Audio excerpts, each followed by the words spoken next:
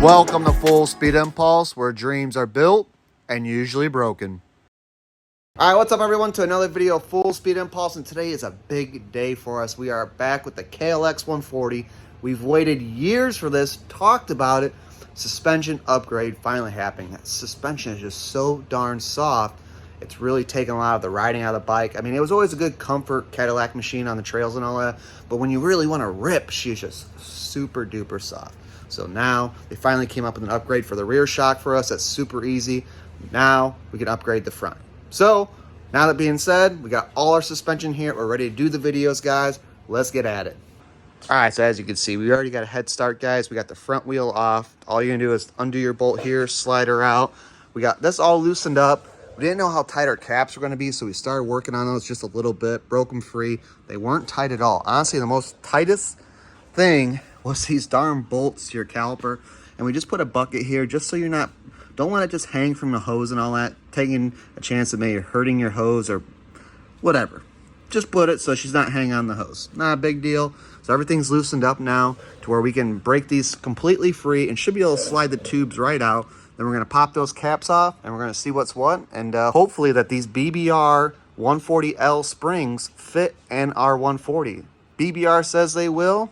Let's hope they do. All right, so as you can see, fork tubes are out. Boy came in clutch, got the jack on the back wheel, just so when she bounces, you don't have any more weight in the front. She's gonna want to tilt back a little bit on you. So we got the forks over here. Ready to go. We're gonna pull these caps off and see what's inside. All right. Spin this guy off. There we go.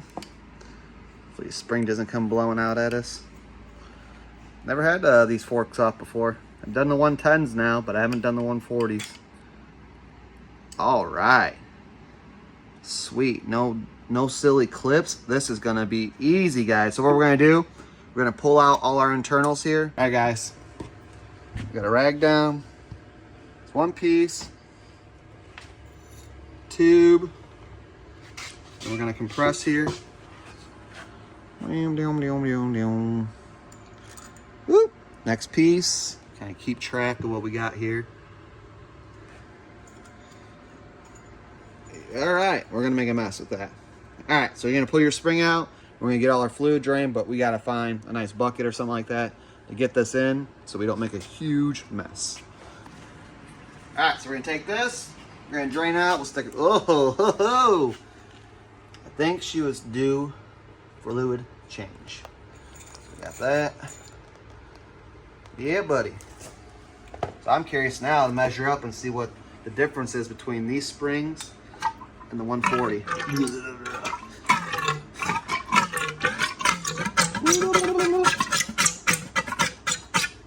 All right, we're gonna let this thing drain a little bit, get all that nastiness out, and then we'll get some fresh fluid in there. Wish some fresh springs. All right, so we broke down both shocks. We got them draining over there in the garbage can.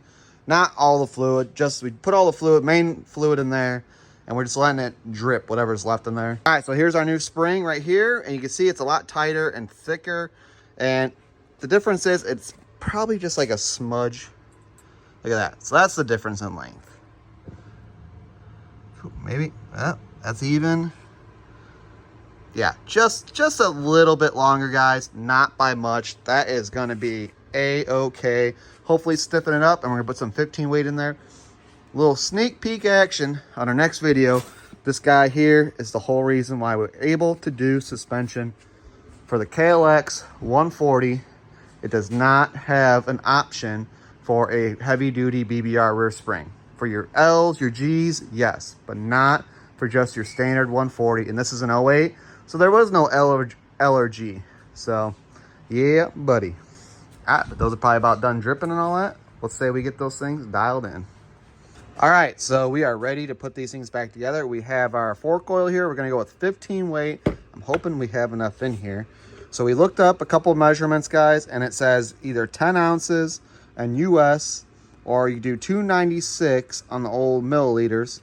Or if you are measuring the forks what you're going to do is you collapse them all the way and you fill it up and you measure from the chrome top down to 4.1 inches. It's like 105 millimeters down, which comes out to 4.134 if you want to be technical. So we're just going to do a little bit of everything on that one. And we're going to fill this thing up right here to 10 ounces. And then we're going to pour it in there without the spring. And then we'll check our measurement from the top and make sure it's about at 4.1 and we'll call that good. All right, so we got our fork collapsed like I said. We got 10 ounces in here.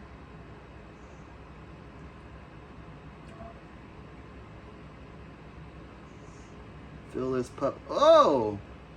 Fill with it not collapsed and then measure it when it is collapsed. So I poured it too fast because it probably has to go into the valving and everything a little bit. So hopefully, yeah, because now she's pour slowly. Don't get greedy.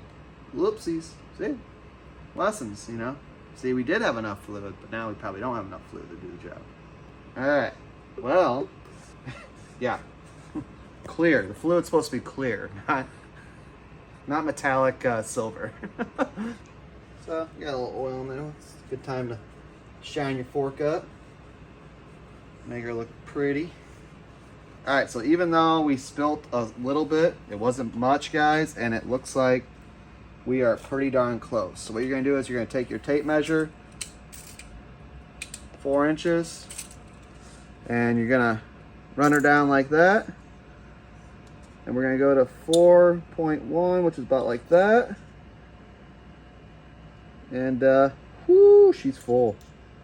We might have to take a little out, because you can see it goes all the way to right here. Granted, this was a fluid level.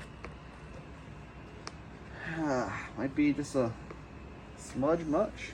You don't want too much, they say, or you'd be blowing your front forks out, or your seals. Because the idea is we should be able to drop that spring in here and it won't overflow. If it does overflow, then that would be no bueno. Just let it maybe settle a little bit. Now see what it comes out to. Let's go to 4 inches. Solid 4 right there.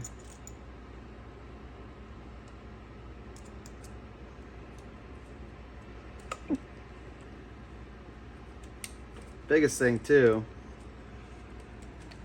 is you want your forks to be even. So whatever you do decide to do, make sure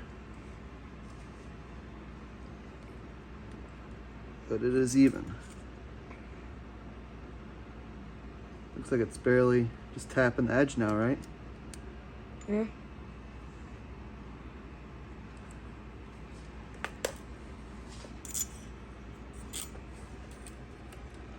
Wipe it one more time, guys. One more check, but I think we are good.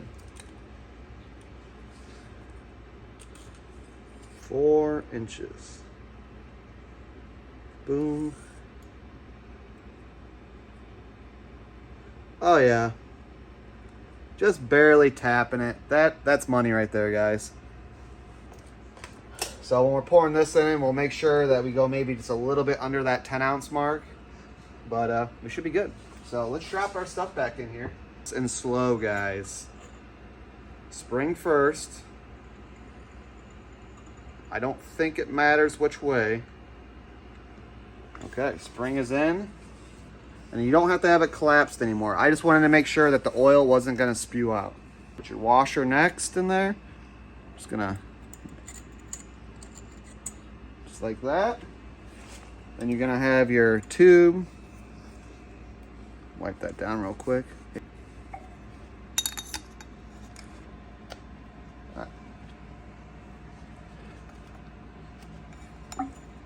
All right. Push that down just a little bit.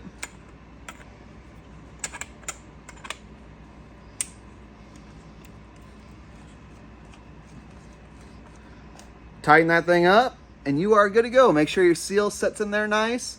All right, guys, so that's our one fork done. We're gonna hammer out our second one and then we'll get this stuff back on the bike.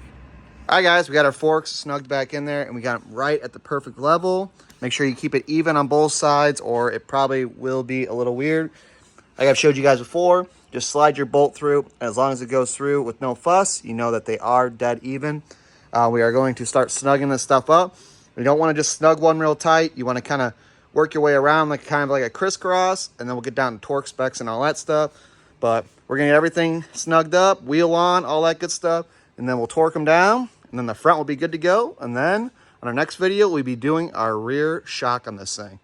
All right, guys, we got her all dialed in. All right, so for your upper clamps here, those are going to be 15 foot-pounds of torque, and your bottom ones are going to be 18 foot-pounds of torque, which that comes out to 180 inch-pounds and two 16 inch-pounds. So those are your specs, guys, and getting those tightened up. We got this thing looking pretty good. We already took it off the stand and gave it a little bounce. Not as honestly stiff as I thought it was going to be. That's what she said.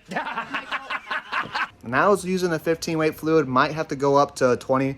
The reason why we're trying to get that front end so stiff is because I already know that this rear shock is going to be super stiff. Unfortunately, they didn't have an option for a 250-pound spring.